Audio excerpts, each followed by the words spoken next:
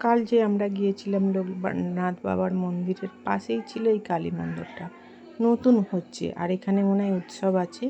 আমরা চলে গিয়েছিলাম ওই মন্দিরটা দেখতে। দু সাইডে এখনও প্যাড়া দিয়ে ঘেরা আছে আর মন্দিরের ভিতরে বাইরে কাজ চলছে।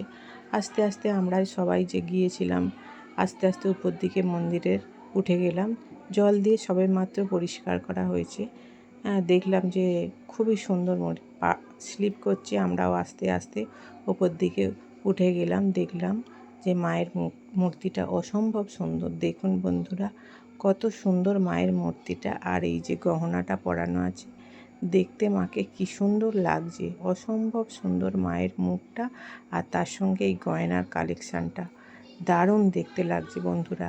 এটা বসিরহাটের লোকনাথ বাবার মন্দিরের পাশে এই কালী মন্দির। আপনারা যদি চান একবার গিয়ে দেখে আসবেন, দারুণ মায়ের মূর্তি।